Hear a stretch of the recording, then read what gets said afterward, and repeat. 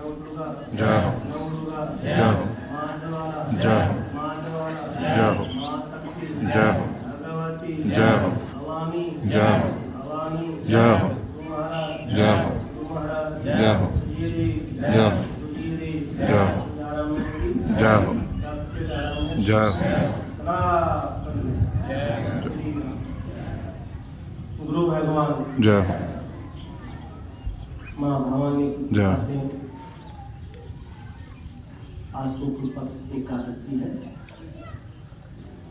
शास्त्रों के मुताबिक आज का जो दिन है एकादशी का, ये देव एकादशी भी कही गई है। आज के दिन को देव सोनी यात्री कहते हैं। भगवान विष्णु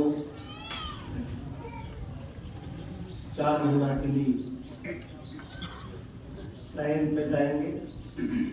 शास्त्रों में कहा गया कि आज के मानसिक कार्य हैं वो वर्जित हो जाते हैं। 4 महीने का चतुर्मास हुआ है।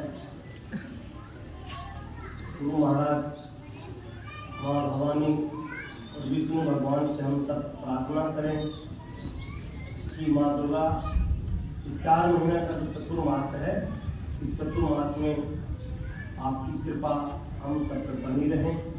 विष्णु भगवान की कृपा भी हम सब पर बनी रहे और गुरु महाराज की कृपा भी हम सब पर बनी रहे। आज एकादशी के दिन आप लोग के दरबार में आए हैं। भगवती की प्रार्थना करूँगा कि आप कष्ट करें, आपकी मनोकामना की। तो वैसे तो इंसान के जब समस्या में कोई भी जगह स्थान में नहीं मिलता, तकलीफ में समस्या में घिर जाता है, इधर उधर सुख की खोज में ढूंढता है कि मुझे जहाँ शांति मिले, मेरी समस्या का निदान हो, निवारण हो, और सुख की खोज में जगह जगह निकल जाए कि मुझे सुख की प्राप्ति और होना भी चाहिए। जब भक्तों हम सुख की खोज में दौड़ते हैं तो जब हम तकलीफ पाते हैं तब विचार करते हैं हमें शांति कहाँ मिले, फायदा कहाँ मिले। फिर हम घर से निकलते हैं कि हमारा कैसे समाधान हो। नाना प्रकार की जगह में जाना पड़ता है, जगह जगह हर प्रकार के लोग मिलते हैं। अपन उसी समय में बिल्कुल समस्या नहीं है, जो बताए वहां हम सबको जाना पड़ता है। जैसे किसी को कोई बीमारी हो गई या कोई रोग हो गया, आप किसी से राय देंगे तो जानते जिसको फायदा हुआ है वो लोग उन्हीं के बारे में आपको बताएं। डॉक्टर के पास कोई गया, उनका डॉक्टर के पास अच्छा इलाज हो गया तो आपको वो हॉस्पिटल के बारे में बताएंगे, उसी हॉस्पिटल में जाना चाहिए। दूसरा कहेगा नहीं आपको उसमें जाना चाहिए, तीसरा कहेगा नहीं आपको दिल्ली वहाँ जाना चाहिए, चौथा कहेगा आपको गुड़गांव वहाँ जाना चाहिए। अब वो निर्णय आपको करना है। लेकिन मेरा ये मानना है कि समस्या के समय में, विपदा के समय में जब परमात्मा नाम की शक्ति हमारी मदद नहीं करती है ना, तो हम संसार में कहीं भी जाए हमें फायदा नहीं। इसलिए कहीं भी निकले, कहीं भी जाए, अपने इष्ट के प्रति समर्पित भाव से जाए। अपने कुल देवी देवता या अपना पितर या अपना कोई भी इष्ट है जिसको आप मानते हो, आपके पूर्वज मानते हैं, आपके पुरखे मानते हैं, इसी साथ समस्या में आप अपने इष्ट के प्रति ध्यान करना चाहिए। आपका इष्ट है वो आपको सही दिशा में ले जाएगा और आपकी दशा भी सुधारेगा।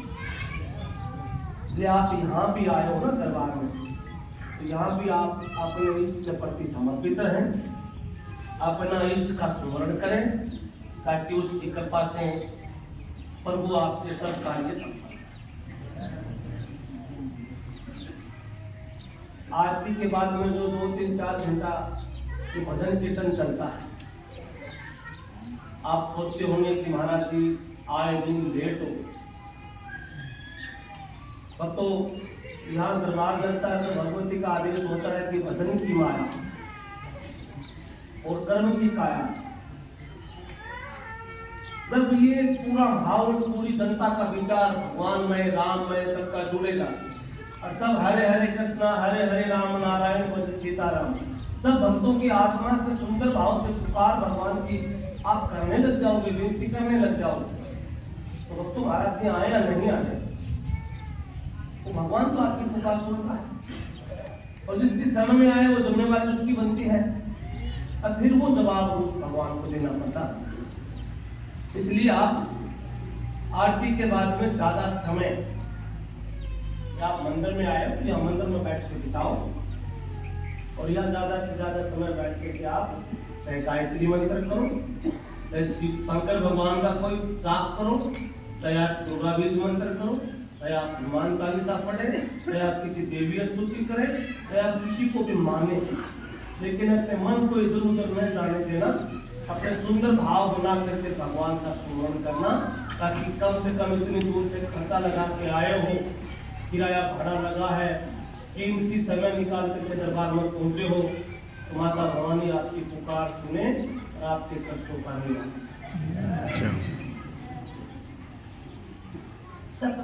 भजन करने से ही फल मिलता है। आप सोचते होंगे कि महाराज जी आ गए, अभी हमें बता देंगे हम ठीक हो जाए, बस तो मेरा एक माध्यम है जिससे मैं पुण्य कर रहा हूं। आप कुछ ही नहीं करेंगे तो मेरे बताने से क्या मिलेगा? कुछ नहीं। आपकी मदद करने वाला भी आपकी आत्मा में है, आपका कष्ट काटने वाली शक्ति भी आपकी आत्मा में है।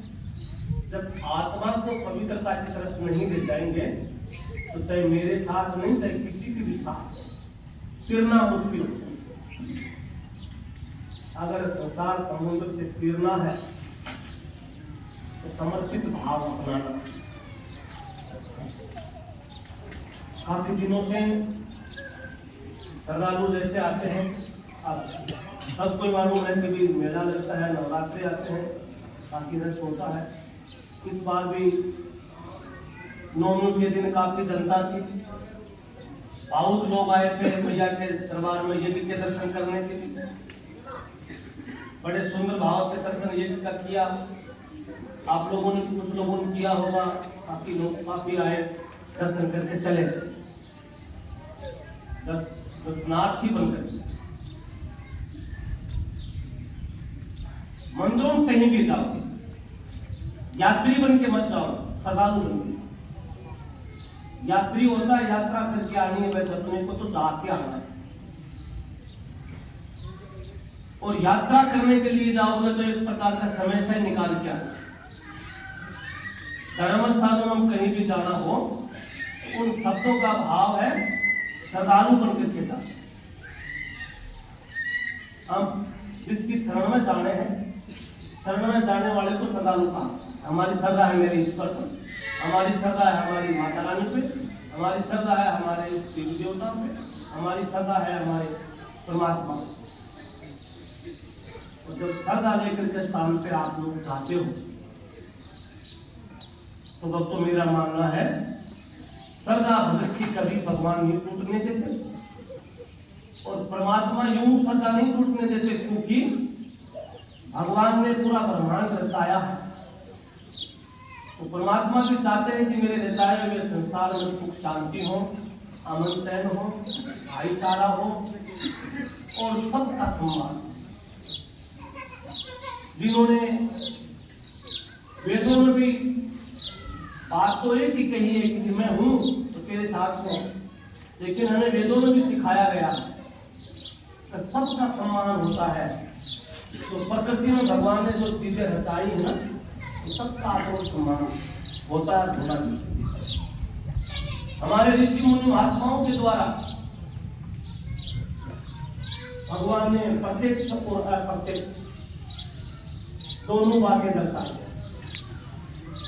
संतों के द्वारा हमें उपदेश देने के लिए प्रभु ने कहा है कि आपको नदियों का भी पूजन करना है, नदियों का भी पूजन हमारे धर्म शास्त्रों में सनातन धर्म की कथा में लिखा हुआ है। नदियों की पूजा करना, जैसे गंगा माँ की पूजा करना, जमुना जी की पूजा करना, सरस्वती नदी की पूजा करना, हमें शास्त्रों में नदियों का पूजन करना भी सिखाया। नदियों का जल ला करके अपने घर में तर्पण करना भी बताया है।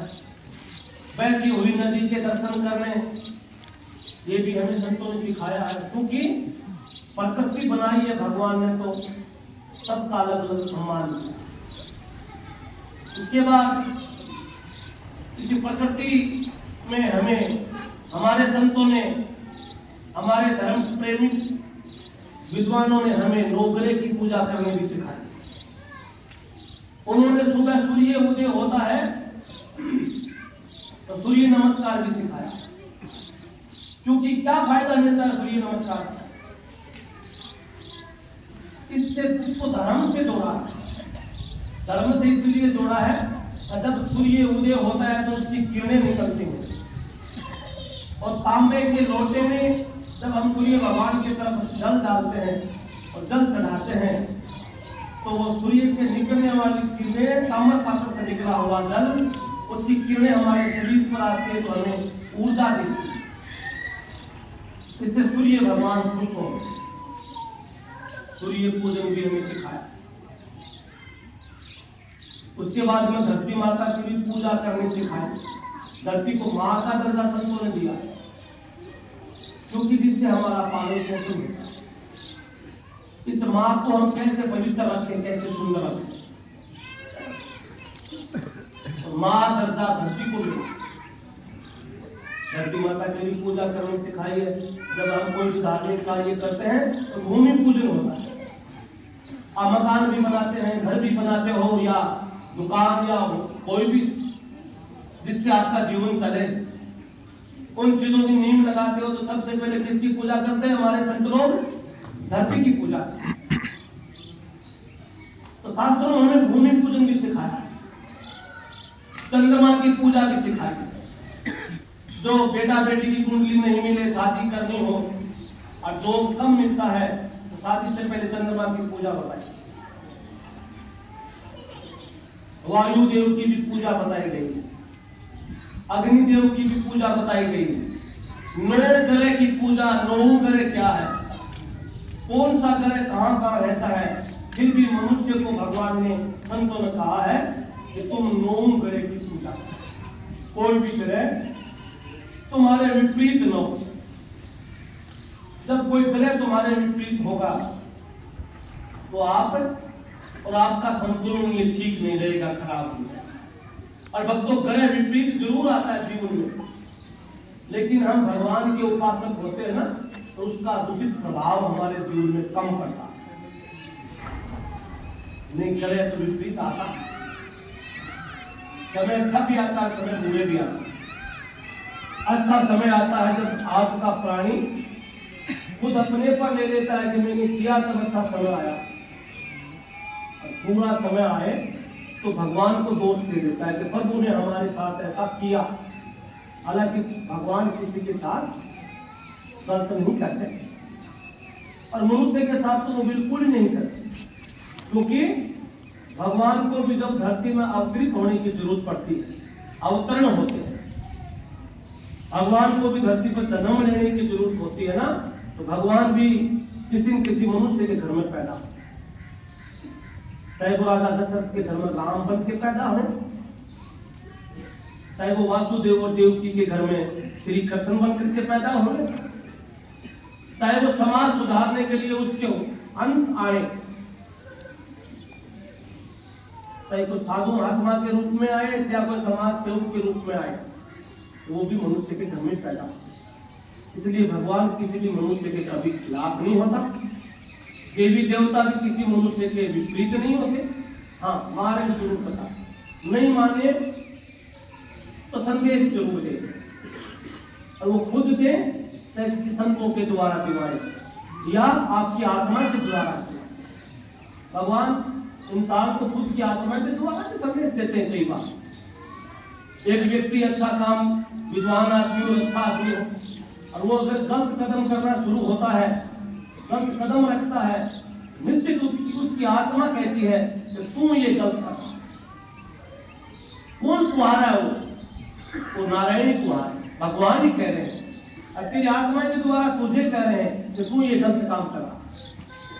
एक बार कहेंगे, 2 बार कहेंगे, 3 बार कहेंगे, अब नहीं मानने पर तो कोई नहीं कहता। तो भक्तों, भगवान आपकी आत्मा के द्वारा भी आपको संदेश देते हैं, या गुरुओं के द्वारा या विद्वानों के द्वारा भी आपको संदेश देते हैं, या किसी न किसी रूप में आपको संदेश देते हैं। और जिसने संदेश को स्वीकार कर लिया वो धरती पर पूजनीय बन गया। याद रखने की बात, जिसने अच्छे कामों का संदेश स्वीकार कर लिया तो वो व्यक्ति धरती पर पूजनीय बन जाता है, और लोग उसकी प्रेरणा देते हैं, और उसकी जीवनी पढ़ते हैं तब उसमें जगह जगह लिखा हुआ आता है कि इतना कष्ट वहां पाया, इतना दुख उसने वहां उठाया, फिर इतने दिनों के लिए वैसे दुखी रहा, अंत में उसकी विजय।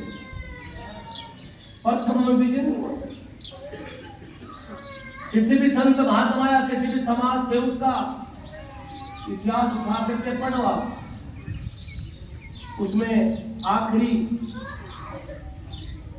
उसका उदाहरण आता है, तब वो आता है कि ये ऐसे था और ये अच्छा किया। और भक्तों, संसार में बुरे करने वाले लोग तो हमेशा से पैदा होते हैं। आप नहीं सोचते कि अब ज्यादा हुए, गलत लोग अब ज्यादा पैदा हुए। ये तो हर समय अच्छे और बुरे तो पैदा होते ही हैं। अच्छे पैदा होते तो ये हमेशा सतयुग रहेगा। इसलिए सतयुग में भी अच्छे और बुरे 2 प्रकार के लोग पैदा हुए। भगवान ने जिसको आवश्यकता से अधिक दे दिया वो अहंकारी बन गया, और वो अहंकारी बन गया तो भगवान किसी न किसी रूप में आकर के उसका अहंकार दूर करने के लिए फिर वो किसके घर में खिलाते। जैसे हिरण्याकश्यप का अंत करने के लिए, भगत प्रहलाद की रक्षा करने के लिए नरसिंह रूप धारण करके भगवान विष्णु स्वयं, वो सतयुग ही तो था। आज का युग नहीं, सतयुग। उसे सतयुग क्यों कहा गया? उस समय में लोग सच्ची बातों का साथ देते, अब तो दुष्ट आदमी जबरदस्ती हाँ करवाता था, परेशान करता था, तो वो बिल्कुल आत्मा से भगवान को कहते थे, प्रभु इसका कभी अंत होगा क्या? और जब व्यक्ति परेशान हो जाते तब भगवान किसी न किसी रूप में आता, अपने भक्तों की रक्षा करता, दुष्टों का संहार। अगर नारियों के प्रति अत्याचार नहीं होता तो साधु महात्माओं को और स्कूल में पढ़ाने वाले मास्टरों को या कॉलेज में पढ़ाने वाले जो गुरुजन है उनका पढ़ते हो हमेशा क्या बातें बीच में हुई सारे एक जैसे थोड़ी। सीता का भी हरण हुआ तो भगवान वस्त्र धारण करके रावण ही तो आया था बाबा जीवन की, दूसरा थोड़ी आया था। सीता का हरण बाबा बन के राम ने किया था, लेकिन उसी समय में संतों ने, अच्छे लोगों ने, साधु संतों का विरोध तो नहीं किया। भगवान को कहा कि तू फैसला कर कौन सही है कौन गलत। तब तो उस रावण रूपी अहंकारी का श्री राम ने सन्यासी बन करके, साधु कपड़े में आकर के 14 वर्ष वनवास काटने के लिए भगवा कपड़े पहन के गया था जंगल और भक्तों की रक्षा की, दुष्टों का संहार किया और भक्ति का परिचय। इस प्रकार द्वापर में था, इस प्रकार इसी कलयुग में था और है। बोध स्वामी तुलसीदास जी को जब अधिक यातनाएं मिली, अधिक कष्ट मिले, क्योंकि उन्होंने रामायण की भाषा को सुंदर भाषा में दर्शाया कि आम व्यक्ति तक समझ में आए, अनपढ़ व्यक्ति भी समझ सके कि रामायण क्या है। पढ़ा लिखा तो समझे, लेकिन खेत में गाय भैंस चराने वाले व्यक्ति को भी ज्ञान होना चाहिए कि सामाजिक प्रथा क्या है। बड़े से बड़े विद्वान को भी मालूम होना चाहिए कि समाज में कैसे रहा जाता है। गोस्वामी तुलसीदास जी ने रामायण को बड़ा सुंदर वर्णन, उन्होंने भगवान से कहा कि मैं कुछ जानता नहीं, करना आपको है तो बताना भी आपको। तो गोस्वामी तुलसीदास जी के द्वारा जो रचित रामायण और महर्षि वाल्मीकि जी के द्वारा राम पैदा हुए, राम से भी 4 पीढ़ी पहले महर्षि वाल्मीकि जी ने रामायण लिखी कि राम होंगे, उसके घर में पैदा होंगे, लेकिन बुद्ध रहे से रखा। और वो रामायण समापन कब की? जब राम राधा बन गया, और राधा बनते ही वो लीला दिखानी, तो लव और कुश ने वो रामचरितमानस महर्षि वाल्मीकि जी के द्वारा लिखी हुई रामचरितमानस, राम का चरित्र, वो रामायण वो लेकर के जगह जगह अयोध्या में भगवान राम को सुनाने के लिए गए। आप लोगों ने रामायण में पढ़ा होगा, लव और कुश दोनों रामायण की कथा सुनाने के लिए जाते, कथा सुनाते रामचरित भगवान की कथा सुनाते। तो राम मिलने के लिए गए वाल्मीकि कि प्रभु ऐसा ही था, तो आप मुझे क्यों नहीं बताया? जब महर्षि वाल्मीकि जी मुस्कुरा करके कहते हैं कि लीला को लीला रहने दे, तेरे को ही पता था, मेरे को ही पता था, ये लिखना जरूरी है कलयुग के लिए। उन्होंने कलयुग के लिए लिखा, कलयुग के लिए लिखा कि देख पत्नी को कितना भी कष्ट आ जाए, लेकिन वो पति का पतिव्रता धर्म में सोच। रावण इतना बड़ा विद्वान था तो देवताओं को वश में कर लिया, लेकिन वो भी रामायण में सीखना। उस अशोक वाटी में सीता को डराने और धमकाने जाता, सीता से मिलने के लिए जाता, सीता को अपनी तरफ भार्या बनाने की कोशिश की, तू मेरी धर्म पत्नी बन जा। अकेला नहीं गया, वो अपनी रानी मंदोदरी को साथ लेके गया कि रानी तू चल। और उसने उसी सीता की जो अशोक वाटी थी, जहाँ सीता को कैद करके रखा था, वहां किसी पुरुष की ड्यूटी नहीं थी, केवल महिलाओं पर था। आज का मनुष्य ऐसा कर रहा क्या? रावण से भी गैर गुजरा हुआ खड़ा, फिर हम सब चाहते हैं हमें सुख मिले। ये हमारे धर्मशास्त्र जितने भी ये नायक और खलनायक का भूमिका निभाई है ना, जैसे भगवान की देन है। और कलयुग चलाने के लिए, कलयुग में मनुष्य सुंदर जिए, इस तरह के लिए भगवान ने ऐसी चीजें अपने को बना दी। आज घर चलाने के लिए रामायण की आवश्यकता है, रामायण में लिखी हुई उन बातों की आवश्यकता है। जैसे अपने देश चलाने के लिए संविधान की आवश्यकता है ना, संविधान हमारा सम्मान है, संविधान हमारा कवच, सुरक्षा कवच, हमारा जिंदा हम सबकी शान। इस प्रकार भक्तों, हमें घर चलाने के लिए भी हमारे धर्मशास्त्र परेशान। धर्मशास्त्रों में हम अपने बच्चों को पढ़ाएंगे, खुद पढ़ेंगे और शिक्षा बांटेंगे, तो शायद इस देश में गौशाला की और वृद्धाश्रम की जरूरत नहीं पड़ेगी। आज जगह जगह वृद्धाश्रम बनने लगे। किसी देश में वृद्धाश्रम थोड़ी होते थे, ये तो वो देश है जहाँ बुजुर्गों की सेवा करके फिर जाते थे। जैसे श्रवण कुमार ने अपने माँ बाप की पूजा की और संसार में अमर हो गए। बहुत कुछ बातें हैं मेरे पास ऐसे कहने की, जिसमें आपको मैं ये बता सकूं कि कष्ट आप में नहीं, इतिहास उठाओ सब में आया। और कष्ट आया तो कष्ट में जिसने धर्म नहीं छोड़ा वो अमर है, धर्म छोड़ गया उसकी खबर खत्म। तो आप लोगों से भी मैं काफी बातें करना चाह रहा था, लेकिन आज एकादशी है, भगवान राम की चर्चा में जरूर कर रहा हूं, क्योंकि बहुत सी पूर्व की चर्चा में हमारे शारीरिक और मानसिक कष्ट दूर होते हैं।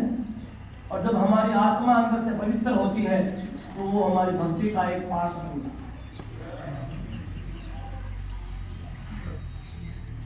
अभी तो मैं कह रहा था कि भगवान ने अपने अपने जगह से पूजन किया।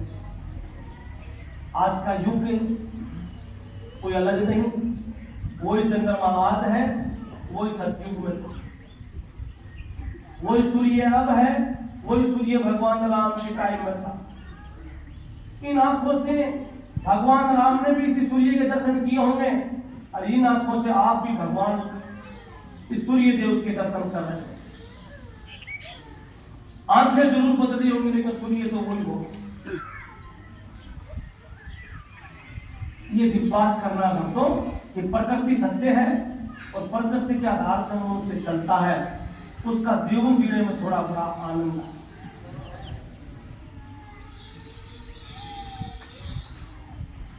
रामायण में भगवान कहते हैं हनुमान जी कि हनुमान, अगर तू नहीं होता मेरे साथ तो इतना बड़ा ये पहाड़ कौन उठा के लेकर, ये पर्वत कौन लेके आया? वैद्य दिन को बता दिया कि उसी पहाड़ पर दवाई है, तुम ले आओ, और वो दवाई है वो अग्नि जैसे जल रही है। रावण बड़ा दुष्ट, उसने पहाड़ को ही आग लगा दिया। तो तुझे दवाई का पता नहीं, तो पहाड़ उठा के ले आया। तू नहीं होता तो शायद मेरा कष्ट दूर नहीं होता। आज का मनुष्य होता तो क्या कहता राम को, अब बता मुझे क्या देगा, मैं ले आया, मान लिया तू मेरे को,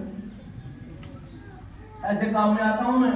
लेकिन हनुमान जी ने क्या कहा, प्रभु ये शर्मिंदा मत करिए, सेवक का काम है सेवा करना, आपने मुझे आज्ञा दी, मैं उसका पालन किया है और करवाया आपने करवाया, मैंने कोई किया, मैं ही करता तो होता है नहीं, आप कर रहे हो होता है। तुलसीदास जी कहते हैं ना, आप ही नाच नचावे गोसाई, अरे कर तो तू रहा भाई, हमारा नाम रखा। इसलिए दोस्तों अपने भी घरों में हम लोग सुख पाते हैं ना, हकीकत की बात है, उसमें भगवान कर रहे हैं साथ, ये लीला कर रहे हैं, हम सुख पाते, हमें टाइम पर रोटी भी दे रहे हैं, बच्चों को अच्छी शिक्षा भी दे रहे हैं, हमें नौकरी भी दे रहे हैं, हमें बिजनेस भी दे रहे हैं। उसकी कृपा है, कोई जन्म का पुण्य है, वो फल बांट रहे हैं।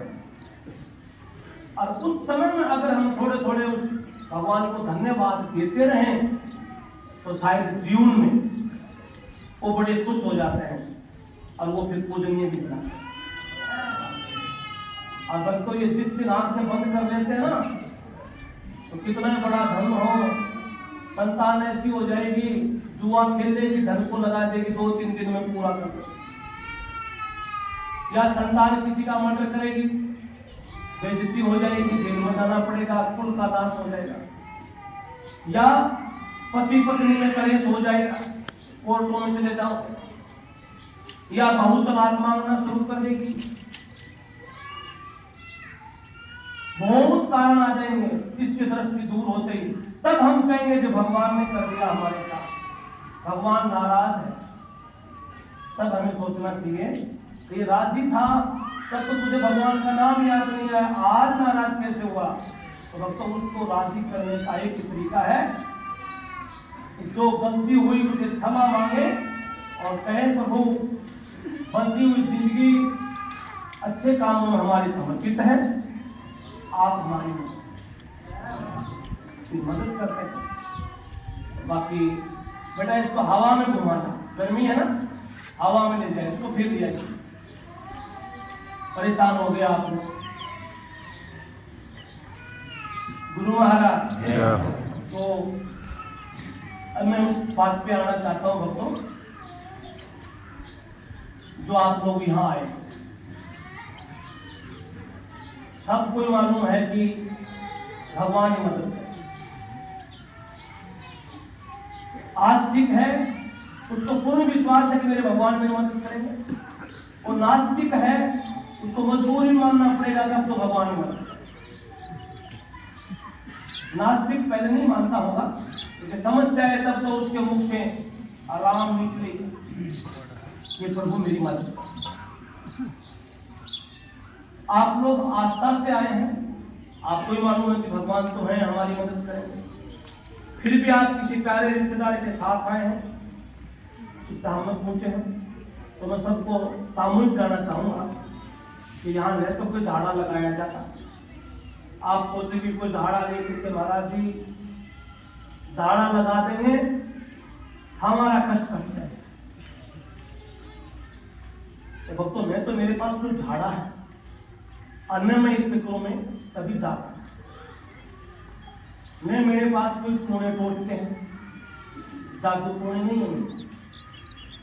किसी को शंका हो तो महाराज जी ऊपर की सीढ़ी बना देंगे, सीढ़ी छूटे, आज का मनुष्य बन जाए तो इससे बड़ा और क्या हो। सीढ़ी तो बड़े बैठे ही है ना।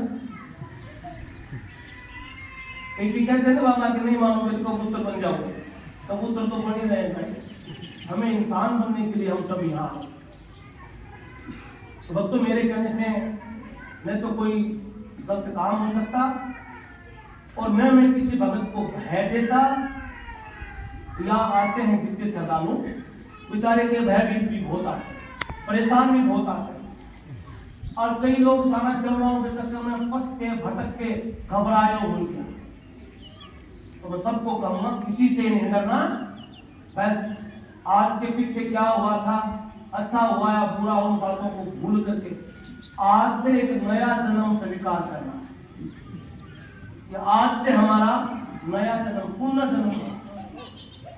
एक जन्म तो होता है माता की गर्भ से, जिससे हम इतने बड़े बड़े हो गए। कोई 1 साल का हो गया, कोई 7 साल का हो गया, कोई 20 साल का है, कोई 80 साल का बैठा। ये जन्म तो हुआ अपना माता की गर्भ।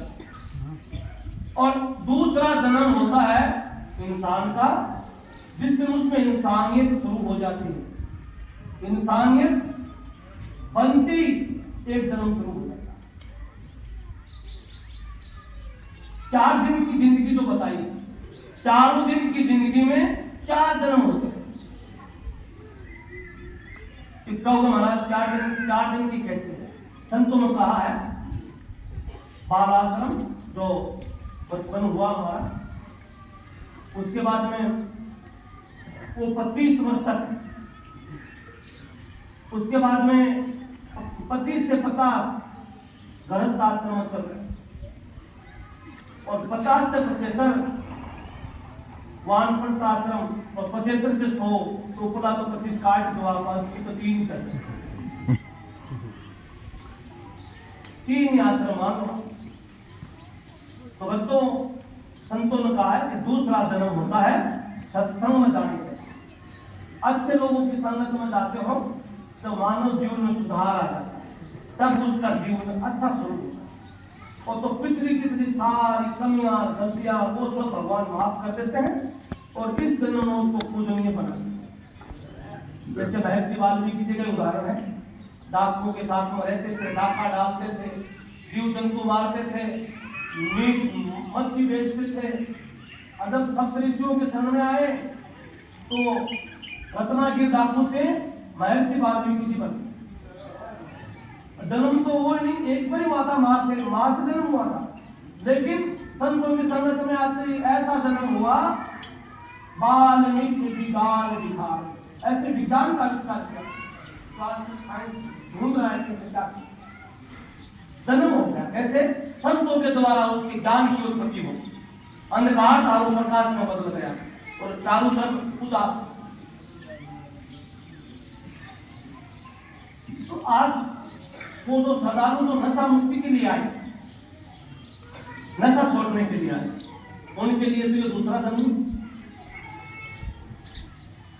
नास्तिकता बढ़ी हुई है दिमाग में।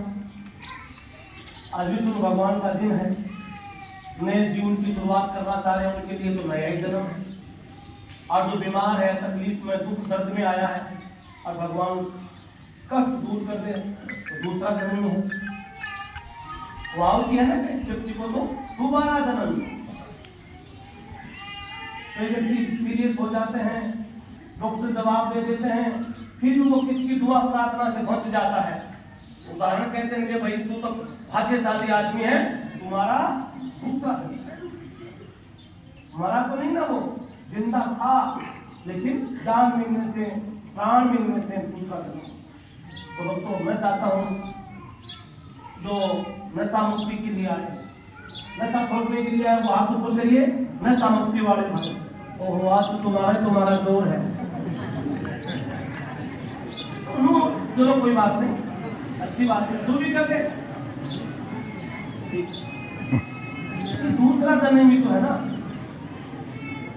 अब ये न सोचो इस जन्म में इतनी जिंदगी में क्या बचा है, आज इसे जन्म हमने बेकार कर ली, अब जन्म ले ही लेंगे तो क्या मिलेगा हमें। अब तो अंत समय में अच्छा सुहाना इससे ही मानव का कल्याण है। अंत समय में अच्छा समझ लो ना, जीवन का जब आखिरी पड़ाव होता है, व्यक्ति पहले कैसा भी पूरा क्यों न हो, जीवन के आखिरी पड़ाव में वो सुधार कर देता है। सभी संत लोग कहते हैं कि तूने तेरा जीवन आखिरी सुंदर बनाया, अंत भला सो होगा। आखिरी पड़ाव।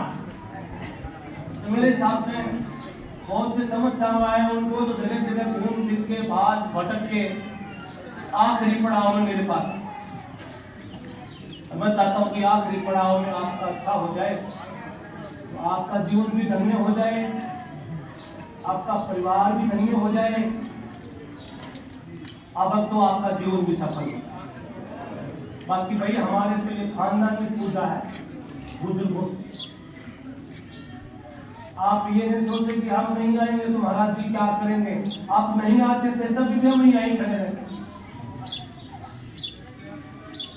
आप आ रहे हो तो भी खड़े हैं, और आप नहीं आओगे तो भी खड़े। क्यों? हमारे तो वंश आधारित पूजा। आप नहीं आते थे तो कौन आता था? कोई तो आता ही होगा ना। कोई नहीं आते तो हम तो जरूर आते थे, और हम आते थे तब लोग आप भी आए। तो हमारे हिसाब से सही रहेंगे। भगवान की कृपा से ये तीर्थ स्थान है या तो आपको हो सकता है भगवान ने कोई समय में आपका अच्छा समय कहीं जाने से दिखा होगा, जहां से जिसको सुधार करना है तो वो मूर्ति बनाने के लिए कहीं भेज देता है।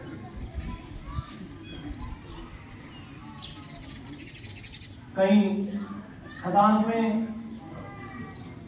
कहीं माइनिंग का दो खैन हो या पत्थर निकले तो पत्थर उसमें कोई मूर्ति का पत्थर भी निकलता है, कोई पत्थर भी निकलता है जिसका कुछ ही निकलता। और कई उसमें ऐसे बढ़िया मार्बल के पीस भी बन जाते हैं, तो फर्श पे लगाए जाते हैं। कई उसी खैन में कुछ ऐसे हीरा मोती भी निकलते हैं तो लोग अपने गले में भी पहनते हैं। उसमें कई ऐसे जेवरात भी निकलते हैं मिट्टी में जो महिलाएं अपने सिंदूर के पास अपने टीके में भी लगाती हैं। उसमें कुछ ऐसा भी पदार्थ निकलता होगा जो पैरों में पहना जाता होगा। सब निकलते कुछ खदान में। हो सकता है इस भक्ति रूपी खदान में आप हीरा बन जाए, मालूम नहीं चलता। नहीं तो क्यों तो आप आते हैं। कभी जीवन में सोचा थोड़ी होगा कि हम पूरा कर लेंगे। माता जी का स्वामी जी महाराज का धाम है। हमारे तो गांव की नींव लगी थी तब सबसे पहले स्थान की नींव लगी, पहले स्थान फिर गांव। हमारे पूर्वजों ने, हमारे बुजुर्गों ने इसी भूमि को सींचा, उसका फल बढ़ता है। मेरा मानना है कि आपको भी हाथ जोड़ना, भक्ति से और कुछ मिले या नहीं मिले, धन मिले या नहीं मिले, भक्ति से लॉटरी खुले या नहीं खुले, लेकिन भगवान की भक्ति करने से इंसान के मन में दया उत्पन्न जरूर होती। और वो किसी पशु पक्षी को भी पीटेगा ना, और मैं तो घर में भैंस दूध नहीं देगी, उसी भैंस के भी 4 लठ मारोगे ना, तो फिर बाद में मन में दया आएगी, बेचारे को हमने दूध के लिए सुना। जरूर है आपको जरूरत है दूध की, दूध चाहिए, लेकिन क्रोध आ गया, भैंस को पीट दिया, आपने दूध दिया नहीं भैंस ने। लेकिन आप भैंस को जब छोड़ने के बाद में आपके मन में यूं आएगा मैंने पशु को मारा। जब दया उत्पन्न शुरू हो जाती है, इसका मतलब तेरे अंदर भगवान तो है। भक्ति से कुछ मिला नहीं मिले, दया दूर मिलती। और दया धर्म की मूल है। मूल माने जड़।